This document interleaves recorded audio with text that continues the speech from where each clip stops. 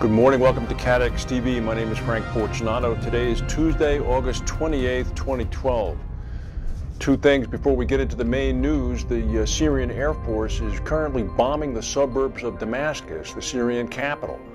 Approximately 60 people have been reported dead so far as that ongoing tragedy continues. Over 20,000 Syrians have been killed by their government over the past 18 months.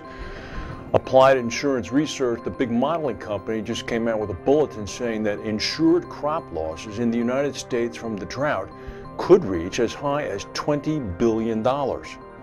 Meanwhile, right now, all eyes from reinsurance and insurance are on the Gulf of Mexico, where Tropical Storm Isaac is scheduled to become a hurricane sometime later this afternoon. It's expected to strike directly onto New Orleans sometime late this evening, early tomorrow morning. It's going to bring a very strong storm surge and heavy rains. The winds are going to be about 75 miles per hour, the Hurricane Center is saying now, which is not going to be a dastardly event, but the storm surge is something that everybody's watching. It's going to hit New Orleans exactly 5 years to the day after Hurricane Katrina hit New Orleans. This time, however, the government has prepared. Over $14 billion have been spent in improving flood defenses and building up the levees.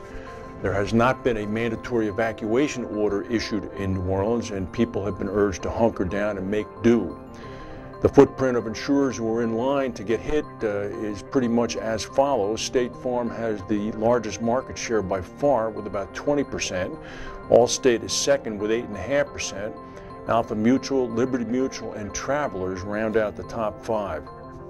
In Asia, we've been following Typhoon Bolaven as it pinballs around the area, and it did in fact pound North Korea earlier today with strong winds and heavy rains, killed at least 9 people, smashed 2 good-sized Chinese fishing vessels, grounded 2 others onto rocks, and forced a South Korean Coast Guard rescue operation.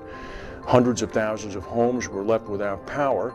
Flights were canceled at Seoul, Busan, and Incheon airports, and a joint war game exercise between the U.S. and South Korean military had to be postponed.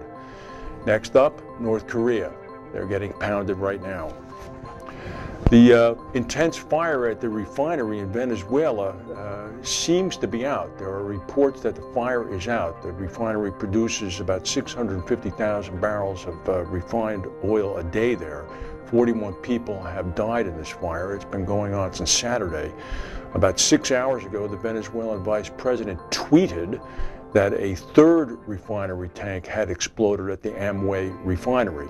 But on-site witnesses are reporting to Reuters that the fire is out. An anti-piracy organization said that pirates have attacked a Greek-owned oil tanker off the coast of Togo in Africa, kidnapping 24 sailors. Look at your map of Africa. Togo is on the west side of the continent. All the big hijackings so far have been on the east side, off Somalia. According to the International Maritime Bureau, the belief is that the pirates would release the sailors after they've stolen all the cargo on board the ship, which has happened several times in the region. I don't know how long it takes to siphon 500,000 gallons of gasoline, but I wouldn't want to be a part of that. In the Balkans, in Bosnia, Herzegovina, Croatia, Macedonia, there's been a terrible heat wave over the last 15 days.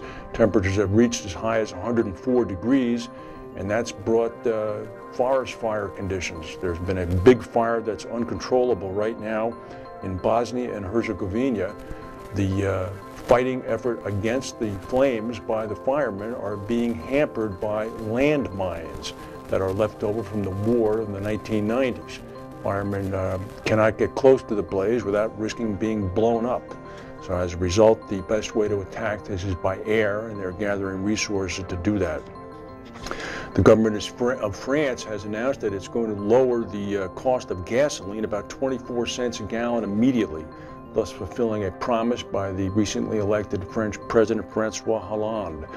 The price is going to be split, the decrease by oil companies and the government. The oil companies will drop their cost about 12 cents, and the government is going to knock off about 12 cents a gallon in taxes.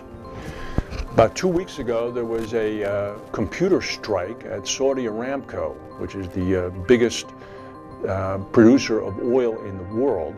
It's a government-owned company that controls all of Saudi Arabia's oil assets. About 30,000 computers were affected. Suddenly, the screens of the computers began to show images of a burning American flag. A hacker group calling themselves the Cutting Sword of Justice said that they had slipped a malicious virus into Saudi Aramco that destroyed the 30,000 computers.